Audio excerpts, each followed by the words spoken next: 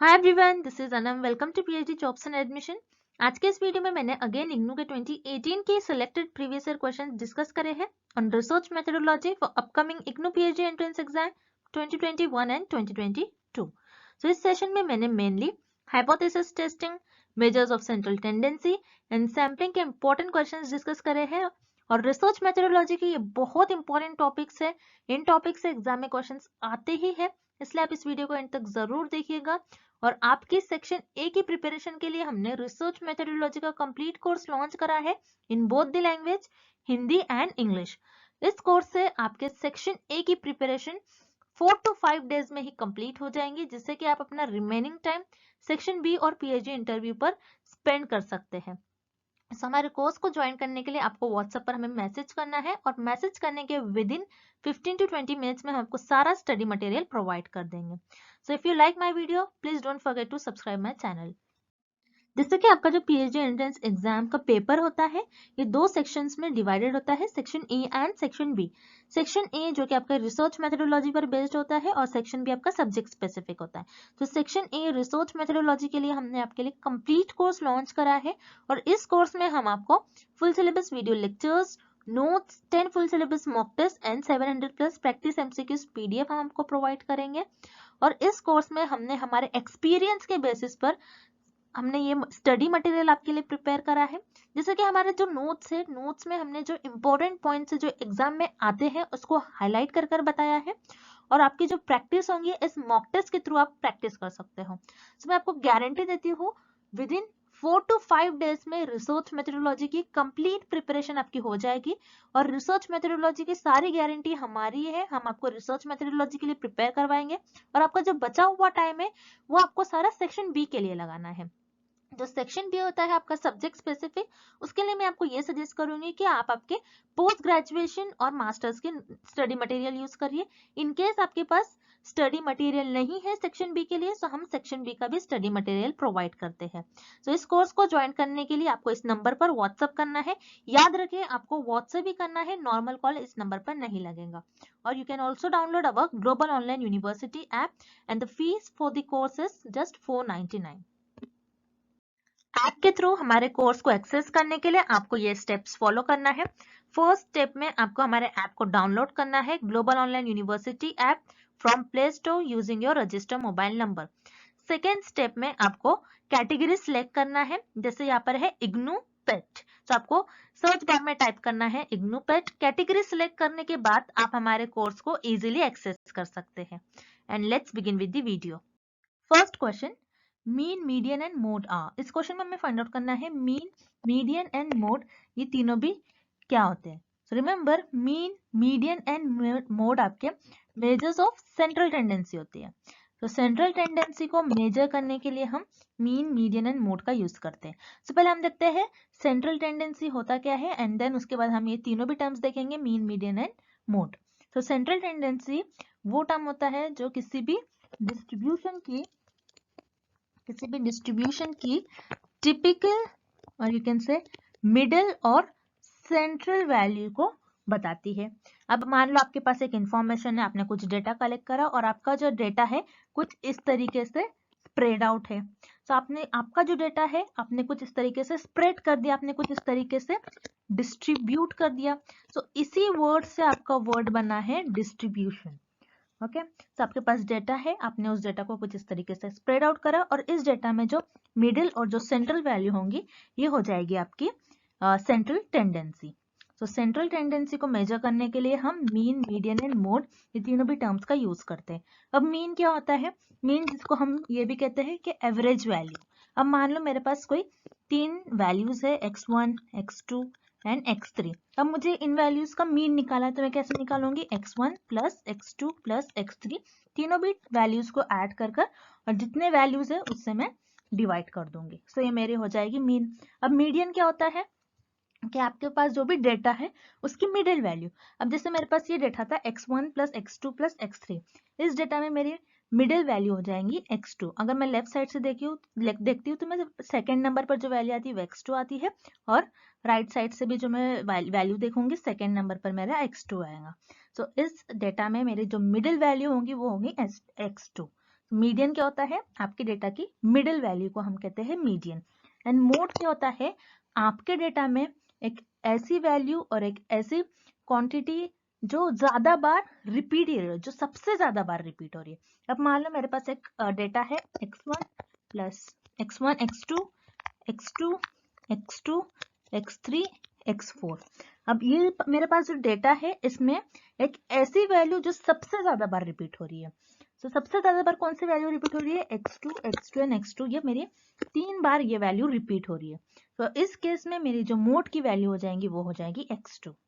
तो mean, median and mode को major करने के लिए हम सेंट्रल टेंडेंसी का यूज करते हैं।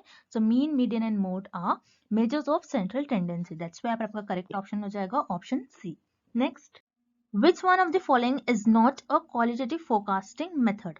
इस क्वेश्चन में हमें फाइंड आउट करना है कि कौन से ऑप्शन में हमें क्वालिटेटिव फोरकास्टिंग मेथड गिवन नहीं है। अब क्वालिटेटिव का मतलब क्या होता है? जैसे क्वालिटेटिव किसी चीज की क्वालिटी बताता है। सो क्वालिटेटिव रिसर्च में हमारे पास जो भी डेटा होता है वो टेक्स्ट और वर्ड्स के फॉर्म में होता है। क्वालिटेटिव रिसर्च में हमारे पास डेटा। और फोरकास्टिंग का मतलब क्या होता है? फोरकास्टिंग मतलब कुछ प्रिडिक्ट करना, कुछ गेस करना। अब हमें इस क्वेश्चन में फाइंड आउट करना है कि क्वालिटेटिव फोरकास्टिंग मेथड हमें किस ऑप्शन में गिवन नहीं है। सो हम वन बाय वन ऑप्शन देखते हैं। Option A, educated guess. Educated guess क्या होता है? कि कुछ सोच समझकर गेस करना। अब जैसे मैंने सोच समझकर ये गेस कर लिया कि जो एक पर्टिकुलर डिसीज है, उस डिसीज के अगेंस्ट मैं ये ड्रग दूंगी तो हो सकता है ये ड्रग लेने से ये डिसीज क्योर हो जाए। तो मेरे पास जो भी इंफॉर्मेशन होंगी गेस करने के लिए, मैं अपने जो भी इंफॉर्मेशन के बेसिस पर मैंने गेस किया है वो इंफॉर्मेशन मेरे पास टेक्स्ट और वर्ड्स के फॉर्म में हो जाएगी। तो उसी तरीके से क्वालिटेटिव रिसर्च में जो भी हमारे पास डेटा होता है वो टेक्स्ट और वर्ड्स के फॉर्म में होता है। तो यहाँ पर आपका ऑप्शन ए करेक्ट हो जाएगा। एजुकेटेड गेस ये आपका क्वालिटेटिव फोरकास्टिंग मेथड हो जाएगा। Then option B, executive committee consensus. Executive committee consensus का मतलब होता है कि कमेटी को बुलाया जाता है और उस कमेटी में, जैसे कोई भी कमेटी हो सकती है, उसमें 4 to 5 पीपल का ग्रुप बनाया जाता है। कोई हो सकता है उसमें किसी डिसीज के बारे में, कोई पॉलिसी के बारे में, बिजनेस से रिलेटेड कुछ भी उस पर्टिकुलर ग्रुप में डिस्कशन होगा। उनके लोगों के एक्सपर्ट्स के ओपिनियन जानेंगे और उसके बेसिस पर कोई कंक्लूजन पर आएंगे। तो यहाँ पर एग्जीक्यूटिव कमेटी सेंसेस में जो भी डिस्कशन होंगे, जो भी उनके ओपिनियन होंगे, वो अगेन उनके पास टेक्स्ट और वर्ड्स के फॉर्म में इंफॉर्मेशन होगी। तो ये भी आपका क्वालिटेटिव फोरकास्टिंग मेथड में आ जाएगा। Then option C, Delphi method. Delphi method क्या होता है? जिसमें आप एक्सपर्ट से सर्वे कराते हो। एक्सपर्ट से सर्वे कराया जाता है जिसमें एक ग्रुप बनाया जाता है और उन ग्रुप में उस पर्टिकुलर टॉपिक पर, जैसे कोई हार्ट स्पेशलिस्ट को आपने बुलाया है, सो उनका आपने इंटरव्यू लिया है, एक ग्रुप बनाया है, 4-5 हार्ट स्पेशलिस्ट को आपने बुलाया है, उस पर्टिकुलर टॉपिक पर आप डिस्कशन करोगे, उनके ओपिनियंस जानोगे। सो यहाँ पर क्या होता है? डेल्फी मेथड में एक राउंड बनाया जाता है जिसमें एक क्वेश्चनर प्रोवाइड किया जाता है। सारे लोगों को एक क्वेश्चनर प्रोवाइड किया जाता है और उस क्वेश्चनर में रिस्पोंडेंट्स को, जो भी एक्सपर्ट्स होंगे, उनका रिस्पॉन्स कलेक्ट करा जाता है और उनका रिस्पॉन्स कलेक्ट करने के बाद ग्रुप में डिस्कशन होते हैं उनके रिस्पॉन्स पर। सो डेल्फी मेथड में भी जो भी डिस्कशन होंगे वो टेक्स्ट और वर्ड्स के फॉर्म में हो जाएंगे। सो ये भी आपका क्वालिटेटिव फोरकास्टिंग मेथड हो जाएगा। Then option D, linear regression method. Linear regression method में रिमेंबर आपके पास जो भी इंफॉर्मेशन होगी ये नंबर्स के फॉर्म में होंगी, जिसमें आपके पास जो भी डेटा होता है वो नंबर्स के फॉर्म में होता है और आप उस इंफॉर्मेशन को, उस डेटा को आप कुछ ग्राफ में इस तरीके से स्प्रेड करते हैं। आपके पास कोई डेटा होता है, वो डेटा इस तरीके से स्प्रेड आउट रहता है एंड देन आप उसको एक लीनियर इंफॉर्मेशन कलेक्ट करते हो और उसके बेसिस पे आप देखते हो कि आगे क्या होगा। आपके पास बस इतना ही इंफॉर्मेशन है तो आप गेस करते हो। जैसे ये मार्केटिंग में ज्यादा यूज करा जाता है, कितना प्रॉफिट हो सकता है, आगे कितना लॉस हो सकता है, ये जानने के लिए।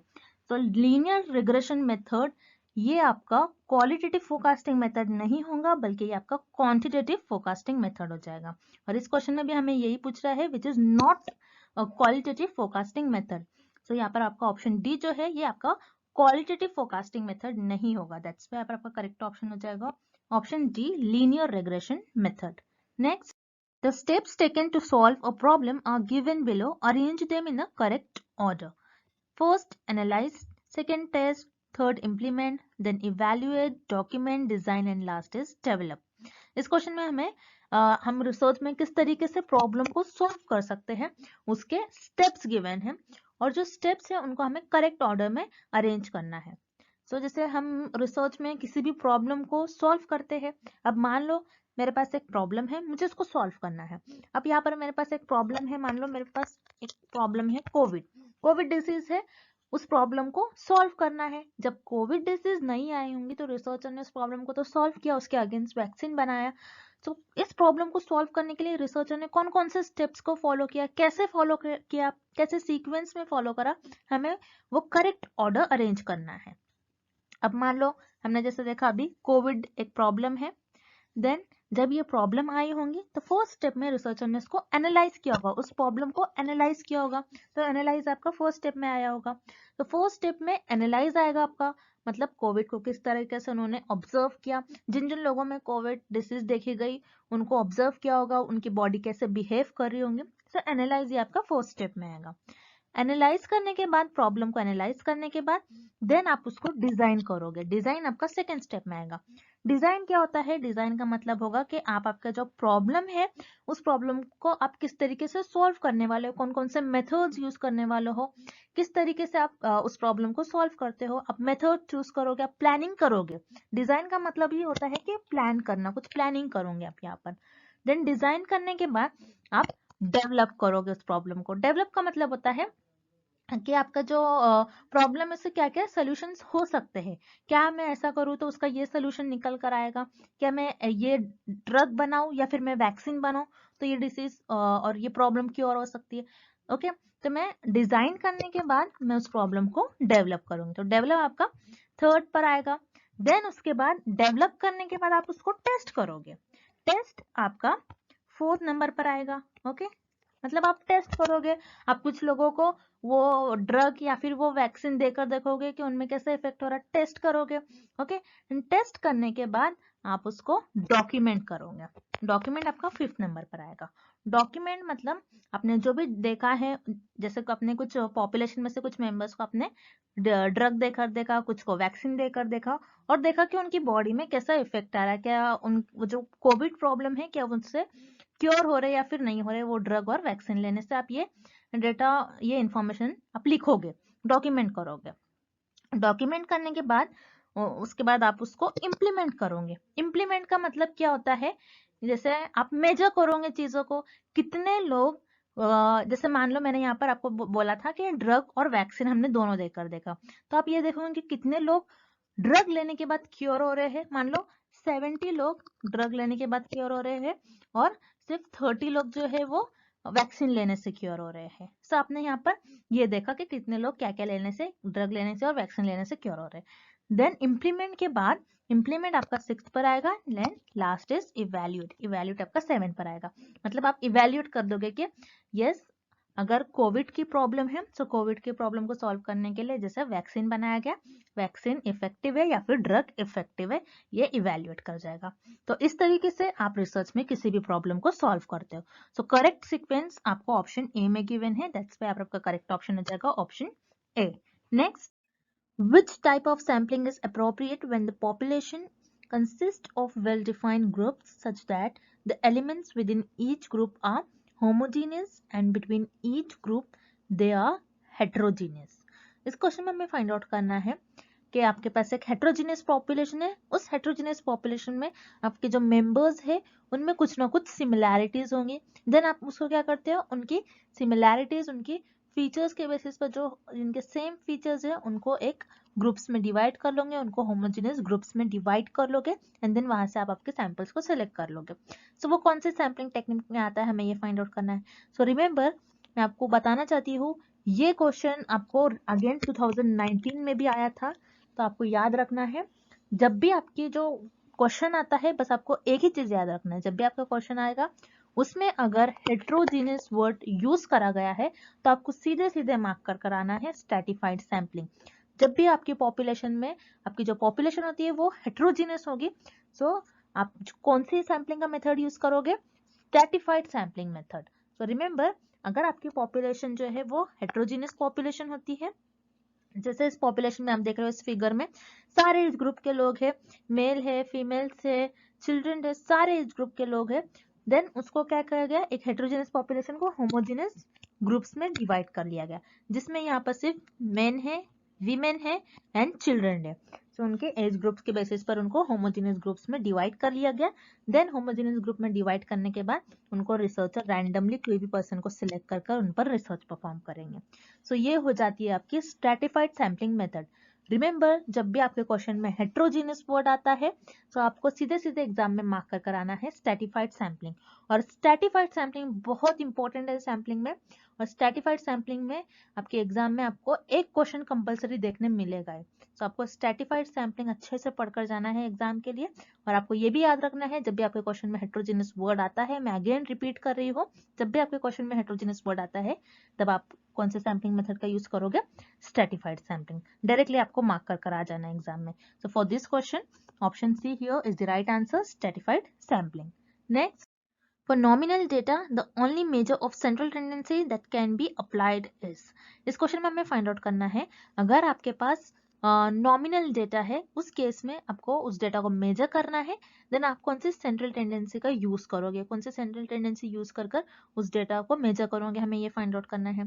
सो रिमेंबर, जैसे हम देखते हैं स्केल्स ऑफ मेजरमेंट के 4 टाइप्स होते हैं, nominal, ordinal, interval and ratio. उसमें आपको यहाँ पर गिवन है नॉमिनल।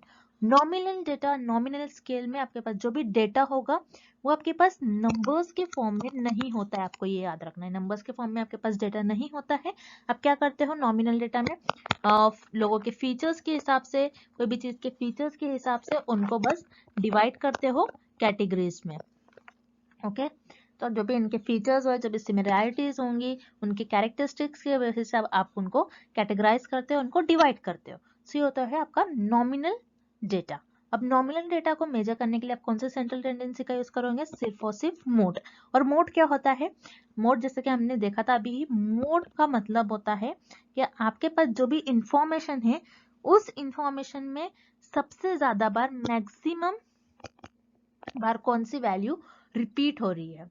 मोड को हम मैक्सिमम फ्रीक्वेंसी एलिमेंट भी कहते हैं, आपको याद रखना, मोड को हम क्या कहते हैं, मैक्सिमम फ्रीक्वेंसी एलिमेंट। आपके पास जो भी डेटा होगा उस डेटा में कौन सा एलिमेंट ऐसा है जो मैक्सिमम बार, सबसे ज्यादा बार रिपीट होगा, वो आपका हो जाएगा मोड के अंदर। ओके, सो उसी तरीके से मोड में आपके पास जो भी इंफॉर्मेशन होंगी, जो भी कैरेक्टरिस्टिक होंगी, जो भी आपके पास फीचर्स होंगे, जो भी रिपीट हो रही होंगी, तो नॉमिनल डेटा को मेजर करने के लिए आप मोड का इस्तेमाल करोगे। मोड के लिए आपको जरूरी नहीं है कि नंबर्स ही हो। रिमेंबर, मोड में आपको जरूरी नहीं होता है कि आपके पास सिर्फ नंबर्स के फॉर्म में डेटा हो, लेकिन जैसा आप यहाँ पर देख रहे हो, arithmetic mean, harmonic mean, mean अगर जब आप कैलकुलेट करते हो, मीन को कैलकुलेट करने के लिए आपके पास कुछ नंबर्स होने चाहिए। दैट्स व्हाई यहाँ पर आपको ऑप्शन ए और बी दोनों भी इनकरेक्ट हो जाएगा। Then option C median. Median क्या होती है, आपके पास जो भी डेटा होता है उसमें जो मिडिल वैल्यू होती है, मिडिल वैल्यू का आप कहते हो मीन। सो यहाँ पर मीडियन में भी आपके पास कुछ ना कुछ वैल्यूज होना चाहिए। सो यहाँ पर आपका ऑप्शन सी भी इनकरेक्ट हो जाएगा, बिकॉज नॉमिनल डेटा में हमारे पास जो भी डेटा होता है वो नंबर्स के फॉर्म में नहीं होता है। सो हम इस केस में कौन सा स्केल ऑफ मेजरमेंट यूज करेंगे, सिर्फ और सिर्फ मोड। दैट्स व्हाई आपका करेक्ट ऑप्शन हो जाएगा option D, mode. Next, the standard error of the mean of a random sample of size 2 or more। इस क्वेश्चन में हमें फाइंड आउट करना है स्टैंडर्ड एरर ऑफ मीन में, अगर आपकी सैंपल साइज 2 और 2 से ज्यादा है तो उस केस में कौन सा ऑप्शन करेक्ट होगा, हमें ये फाइंड आउट करना है। So remember, standard error of mean का फॉर्मूला होता है sigma upon under root of capital N. So standard error of mean होता है क्या है, पहले आपको ये पता होना चाहिए। सो स्टैंडर्ड एरर ऑफ मीन होता है difference between population mean and sample mean। Okay, मतलब आपके सैंपल का मीन और जो पॉपुलेशन का मीन उसमें कितना डिफरेंस है।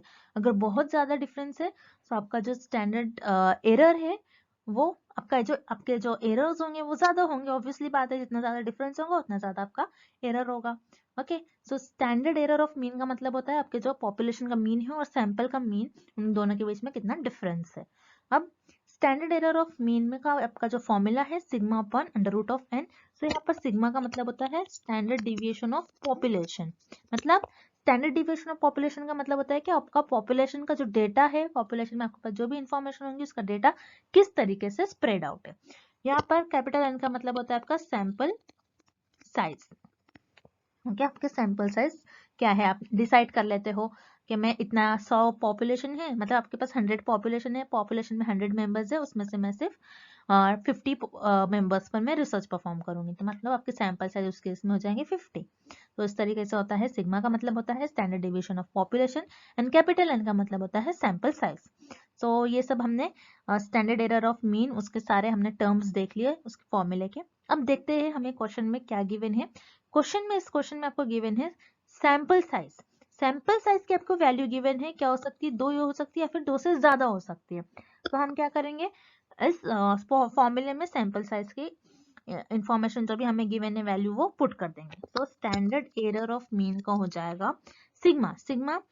सिग्मा की वैल्यू जैसे मैं अज्यूम कर लेती हूँ, मेरे पास जो स्टैंडर्ड डिवीजन ऑफ पॉपुलेशन है उसकी वैल्यू 10 है, सिग्मा मेरे पास 10 है, अंडर रूट ऑफ, जैसे हमें गिवन है सैंपल साइज 2 हो सकती है या फिर 2 से ज्यादा हो सकती है, 3 हो सकती है, 4 हो सकती है, कुछ भी हो सकती है 2 के बाद। तो फॉर एग्जांपल मैंने यहाँ पर 4 ले लिया, तो 10/2, तो यहाँ पर मेरी हो गई जो मेरा स्टैंडर्ड एरर मीन की वैल्यू आ रही है वो आ रही है मेरी 5।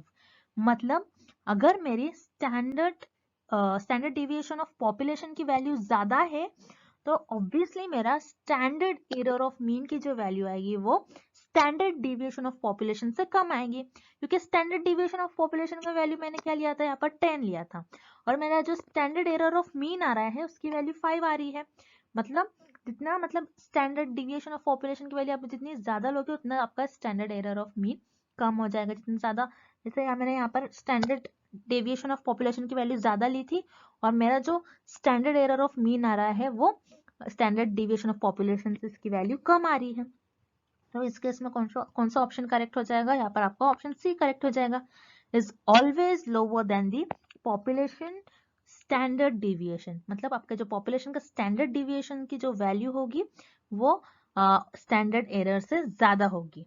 तो यहाँ पर आपका ऑप्शन सी करेक्ट हो जाएगा, इज ऑलवेज लोअर देन दी, आपकी जो स्टैंडर्ड एरर की वैल्यू है, स्टैंडर्ड एरर ऑफ मीन की वैल्यू ऑलवेज कम होगी स्टैंडर्ड डिविएशन ऑफ पॉपुलेशन से। सो यहाँ पर आपका ऑप्शन सी करेक्ट हो जाएगा। Next, arrange the steps given below in the proper order in the process of selection of samples. इस question में हमें सैंपल को सिलेक्ट करने के कुछ स्टेप्स गिवन है और हमें उन्हें करेक्ट ऑर्डर में अरेंज करना है। अब सैंपल क्या होता है, जैसे आपको पता है पॉपुलेशन का सैंपल क्या होता है, पॉपुलेशन का सबसेट। मतलब पॉपुलेशन का जो कुछ पॉपुलेशन होती है आपका, उसके कुछ पार्ट पर आप रिसर्च परफॉर्म करते हो और कुछ पार्ट लेते हो जो कि आपका सैंपल बन जाता है और उस पर आप रिसर्च परफॉर्म करते हो। तो सैंपल आपके पॉपुलेशन का सबसेट होता है। अब आप सैंपल को कैसे चूज करोगे, हमें स्टेप बाय स्टेप सैंपल्स को चूज करने के लिए आपको कुछ स्टेप्स परफॉर्म करने होते हैं और उन स्टेप में आप आपके सैंपल्स को चूज करते हो। तो सैंपल सेलेक्ट करने के लिए आपको फर्स्ट स्टेप में आपकी पॉपुलेशन को डिफाइन करना होता है। सो डिफाइनिंग द पॉपुलेशन आपका फर्स्ट स्टेप में आ जाएगा। अब पॉपुलेशन को कैसे डिफाइन करोगे, अब मान लो मैं ऐसी पॉपुलेशन चूज करूंगी जो स्मोकिंग करे, क्योंकि मुझे स्मोकर्स पर स्टडी करना है, जो स्मोकिंग करते हैं, मुझे ये देखना है स्मोकिंग करने से ह्यूमन बॉडी में कैसा इफेक्ट होता है, क्या क्या क्या डिसीज हो सकती है जो लोग स्मोकिंग करते हैं। तो मैं कैसी पॉपुलेशन डिफाइन करूंगी, जो स्मोकिंग करते हैं उन्हीं लोग को चूज करूंगी अपने पॉपुलेशन में। सो आपने क्या किया, फर्स्ट स्टेप में आपकी पॉपुलेशन को डिफाइन कर दिया।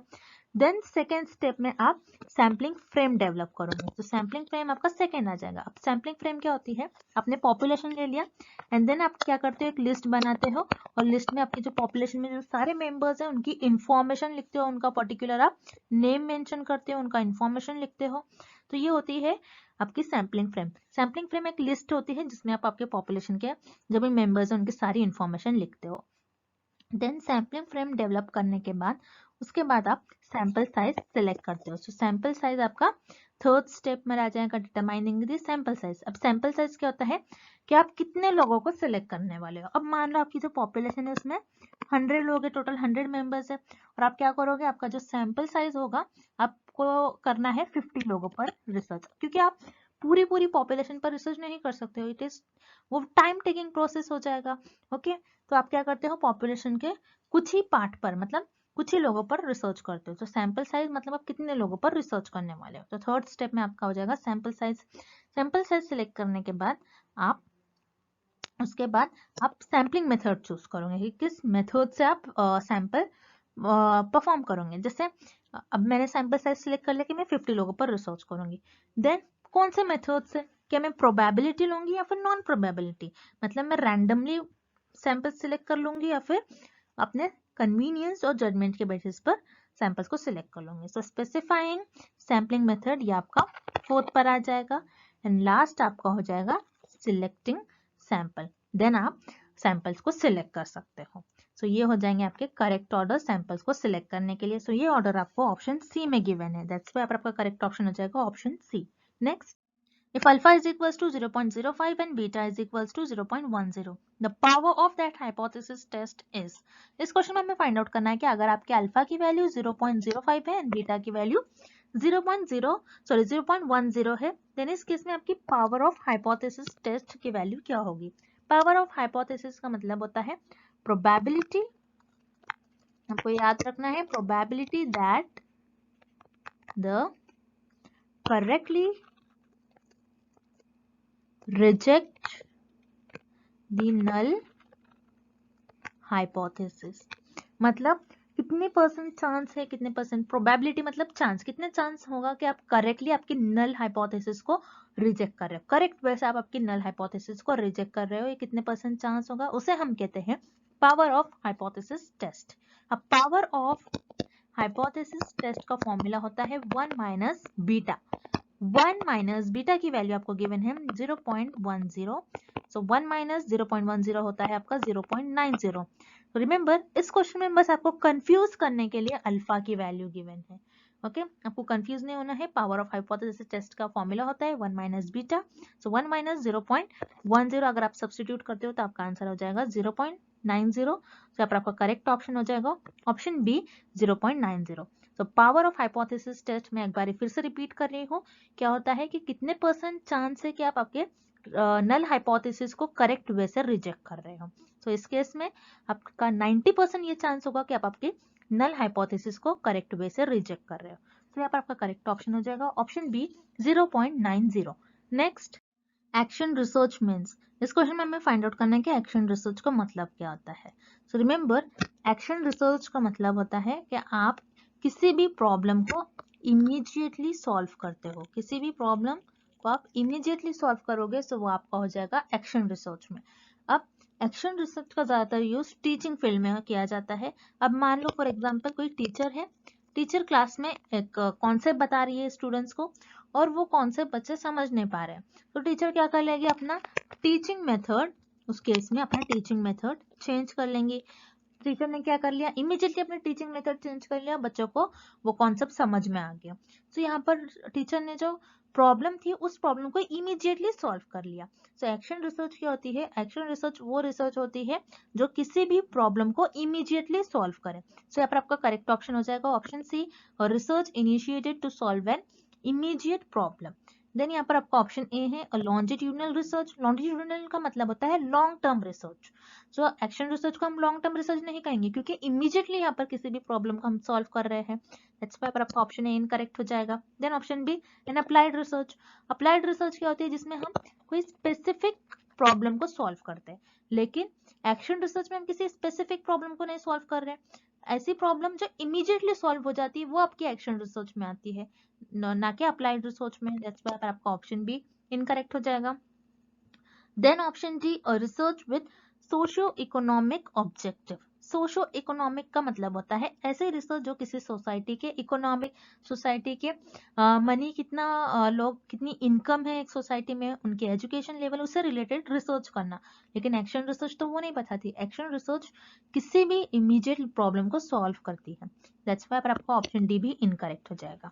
सो यहाँ पर आपका करेक्ट ऑप्शन हो जाएगा ऑप्शन सी, और research initiated to solve an immediate problem. So remember this is very common question, बहुत कॉमन क्वेश्चन है, बहुत इजी क्वेश्चन है। ये भी क्वेश्चन आपका 2019 में भी ये क्वेश्चन रिपीट हुआ है, तो बहुत इजी है। एक्शन रिसर्च का मतलब होता है किसी भी इमीडिएट प्रॉब्लम को सॉल्व करना। सो यहाँ पर आपका ऑप्शन सी करेक्ट हो जाएगा। Next, which of the following statements on testing of hypothesis is always true?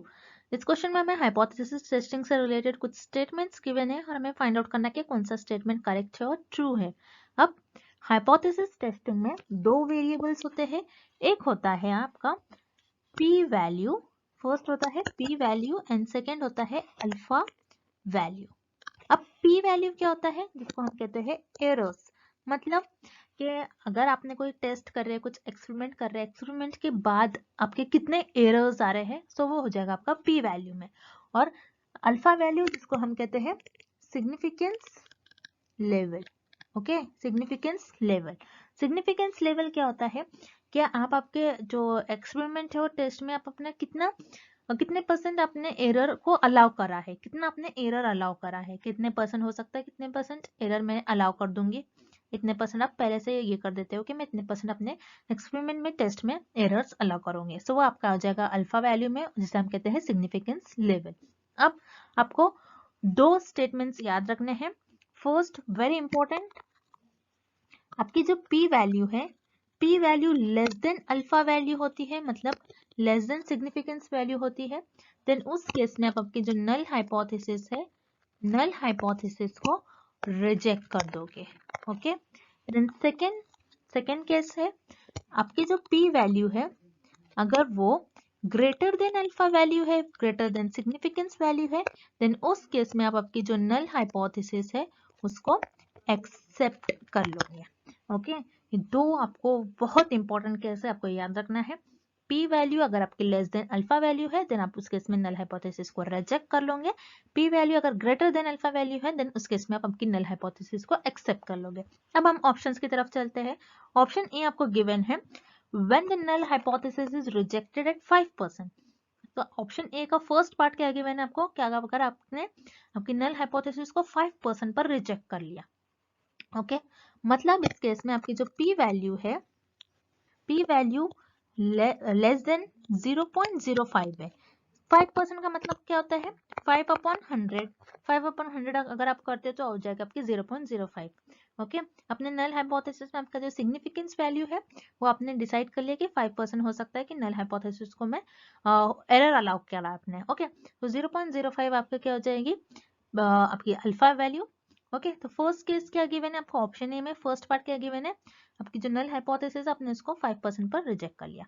Then इसी ऑप्शन का सेकेंड पार्ट है, it is always rejected at 1% level of significance। मतलब आपकी जो p वैल्यू है इस केस में ये लेस देन 0.01 होंगी। 1% का क्या मतलब होता है, 1/100। 1/100 अगर आप करते तो 0.01 वैल्यू आती है। ओके, सो अगर मैं ऐसा बोल रही हूँ कि 0.05 जो वैल्यू है मेरी ये p वैल्यू उससे कम होगी। ओके, तो मैं क्या ये भी कह सकती हूँ कि 0.01 जो है ये p वैल्यू से कम, 0.01 जो है मेरी p वैल्यू जो है इससे कम ही होगी? नहीं, क्योंकि अगर 0.05 से कम आ रही है, पहला स्टेटमेंट क्या बोल रहा है, 0.05 से p वैल्यू कम आ रही है, मतलब वो 0.04 हो सकता है, 0.03 हो सकता है, 0.02 हो सकता है। लेकिन सेकंड क्या बोल रहा है, 0.01 से भी कम होगी। ऐसा तो पॉसिबल नहीं है। अगर 0.02 हो गया तो ये क्या हो गई, ये हाइपोथेसिस तो इनकरेक्ट हो गई, ये ऑप्शन तो इनकरेक्ट हो गया। Then second, the null hypothesis is rejected at 1%। मतलब यहाँ पर आपका p वैल्यू जो होगा, p value is less than 0.01। 0.01 पे आपका जो अपने एरर, ये अल्फा वैल्यू है, ओके, आपने ये एरर अलाउ करा है 0.01 पे, तो यहाँ पर 0.01 से आपकी p वैल्यू कम होगी। ये आपका फर्स्ट पार्ट में गिवन है ऑप्शन बी का। देन सेकेंड पार्ट क्या गिवन है, it is also rejected 5% of level of significance. मतलब ये अगर p वैल्यू भी आपकी क्या हो जाएंगे इस केस में लेस देन 0.05। अगर ये आपका जो फर्स्ट स्टेटमेंट बोल रहा है 0.01 से आपकी p वैल्यू कम है, देन ऑब्वियसली 0.05 से भी कम ही होगी। ओके, अगर मैं लेती हूँ 0.08, मान लो 0.08 वैल्यू ले रही हूँ मैं, तो ये 0.01 से कम ही है। या फिर सॉरी 0.00 वैल्यू ले रही हूँ, मान लो फॉर एग्जांपल 0.00 वैल्यू लिया मैंने। ओके, तो मैं 0.00 वैल्यू ले रही हूँ तो ये 0.01 से कम ही है।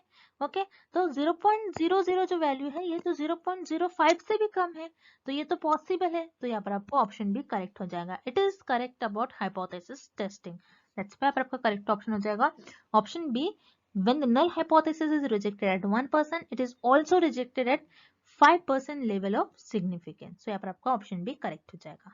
And thank you for watching this video. See you tomorrow.